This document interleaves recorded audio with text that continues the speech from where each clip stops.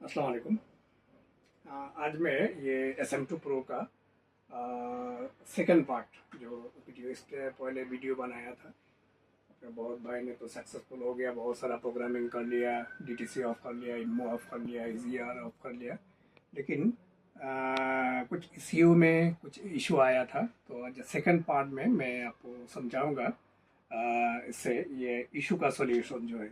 आपने तो रीडिंग आप तो जानता है, जो टोयोटा लेक्सस के बारे में बनाया था। वो तो उसमें क्या है, जनरेशन 1 जनरेशन 2 खास करके उसमें क्या है, इसी को रीड नहीं होता। मैंने बोला रीड नहीं होगा, बोला रीड नहीं होगा मतलब इसका जो SM2 प्रो इससे रीड नहीं होगा। ये कोई कंपनी ने ऐसे बनाया, जो SM2 प्रो ओरिजिनल वाला जो है PCM फ्लैश बीट बॉक्स, उससे भी ये रीड नहीं होगा, क्योंकि ये OBD मोड में रीड नहीं होता है।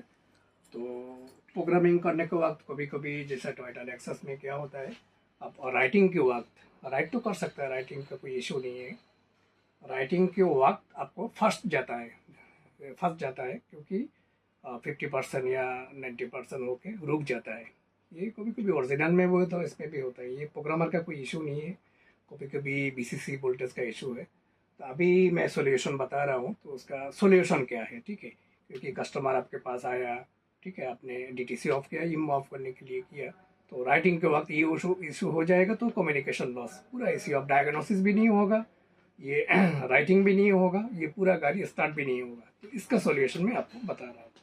तो इस सॉल्यूशन में जो इश्यू को इस तरह का इशू के लिए इश्यू को रिकवरी करना पड़ता है, ठीक है, रिकवर। क्योंकि ये तो अभी OBD पोर्ट में लॉस कम्युनिकेशन हो जाता है, कभी फंस गया तो इसका सॉल्यूशन क्या है, इसका सॉल्यूशन जो मैंने पहले किया बोला, उसको रीड नहीं होगा, ठीक है।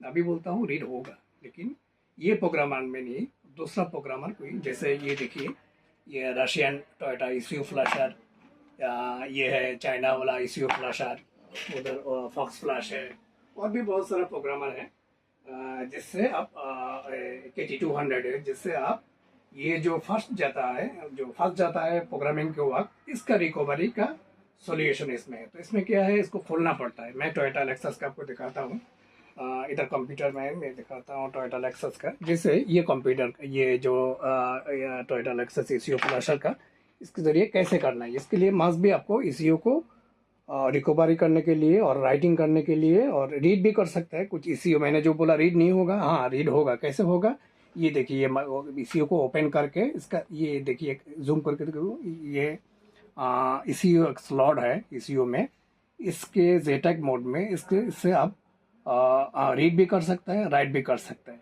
लेकिन इसमें भी बात है, कुछ ECU ऐसा होता है, इसे टोयोटा लेक्सस का ये स्लॉट कंपनी ने नहीं दिया। वो क्या है, वो दुनिया का कोई भी प्रोग्रामर से रीड नहीं होता, ठीक है।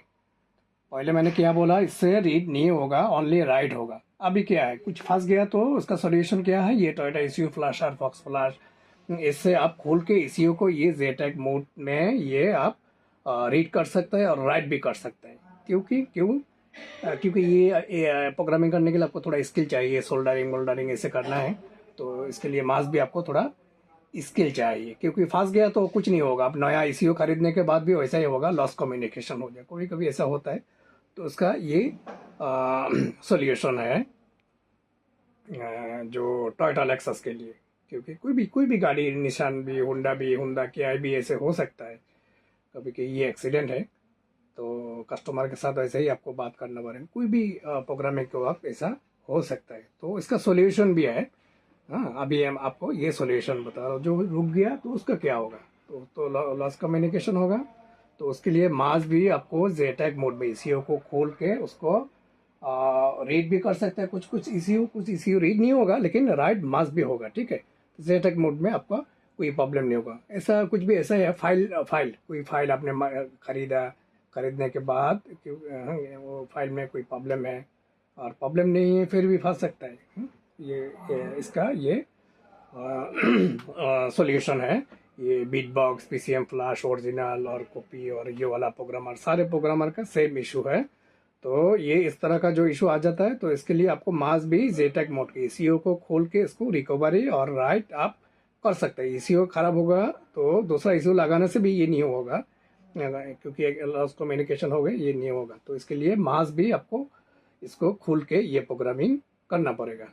तो पहले वीडियो में आपको बताया था ये टोयोटा लेक्सस के बारे में।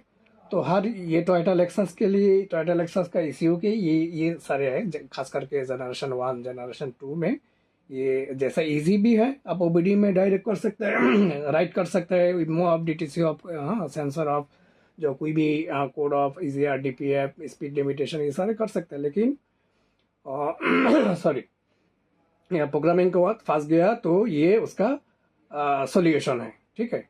तो इसके लिए आपको SM2 प्रो है, बीटबॉक्स है, कोई है, लेकिन ये भी मास टोयोटा लेक्सस के लिए, ये ओनली टोयोटा लेक्सस के लिए काम करेगा। और फॉक्स फ्लैश, KT200 अदर जो प्रोग्रामर है वो बाकी सारे जैसे निशान के लिए, और वो भी काम रिकवरी के लिए इधर MMC है, हाँ, इस तरह का बहुत सारा प्रोग्रामर है जो जिसका प्रॉब्लम है और सोल्यूशन भी है, ठीक है। सोल्यूशन क्योंकि इसमें सारे प्रोग्राम जैसे क्रिएट होता है इसका प्रोग्रामर का, इसका सॉल्यूशन भी है, उसके लिए अलग से प्रोग्राम, इसलिए एक ही प्रोग्रामर से अभी कुछ नहीं होगा। तो स्टार्ट के लिए सॉरी स्टार्ट के लिए आपको ये है कि ये इजी है। तो बहुत भाई ने तो फ़ोन करके बोला हम तो बहुत कुछ कर लिया, इससे बहुत कुछ सीख लिया, थैंक यू दिया। तो अभी मैं आपको बताता हूँ टोयोटा लेक्सस का इशू तो खलास है। अभी दिखाता हूँ आपको निशान के लिए, है ये निशान के लिए, जैसे ये है निशान। और भी एक बात बताता हूँ आपको, ये SM2 प्रो बोलिए, बीटबॉक्स बोलिए, कुछ इश्यू ऐसा होता है, उसमें भी उसका प्रोटोकॉल, अलग अलग प्रोटोकॉल आपको समझना चाहिए। खास करके मैं इसके ज़रिए आपको समझा रहा हूँ, बाकी आप दूसरा प्रोग्रामर लेकिन अभी ये देखिए मैं टोयोटा लेक्सस के किया, इधर जूम करके देखा, टोयोटा लेक्सस के ये सारे ये जो नंबर है ना, ये आपको मालूम होना पड़ेगा। हम जो प्रोग्रामिंग करता है ECM में, हाँ, जो प्रोग्रामिंग होता है ECM में, ECM का अंदर जो प्रोसेसर रहता है, मैं आपको कैसे दिखाऊँ, इधर है कि नहीं, वो वाला एक मदरबोर्ड है।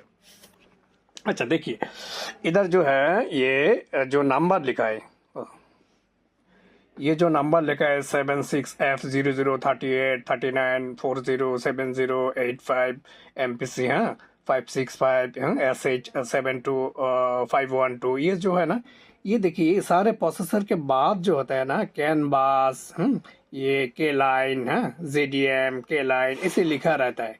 तो इसका मतलब क्या है? इसका मतलब है इस तरह का जो लिखा आता है जो मॉड्यूल में, खास करके ये PCM SM2 PCM flash beatbox में, इसका मतलब है ये बेंच मोड में या OBD मोड में, ठीक है, OBD मोड में ये रीड राइट हो सकता है, ठीक है, ये ठीक है, OBD मोड में रीड राइट हो सकता है। लेकिन हर इश्यू नहीं, आपको ये समझे जनरेशन 1 2 ये नहीं, दूसरा है, और जनरेशन 1 तो रीड नहीं होगा इस प्रोग्रामर से। तो ये देखिए मैं बताने का मतलब, ये लास्ट में जो लिखा आता है ये OBD मोड में, इसके लिए इसका पिन आउट भी इसमें PCM फ्लैश में नहीं मिलेगा। अभी मैं देखता हूँ क्या हुंडई आपको दिखाता हूँ कोई भी, ये देखिए ये इसका लास्ट में कुछ भी नहीं लिखा है। देखिए ये जस्ट ओनली, ये भी प्रोसेसर है ME17 और 797, ये सारे प्रोसेसर हैं।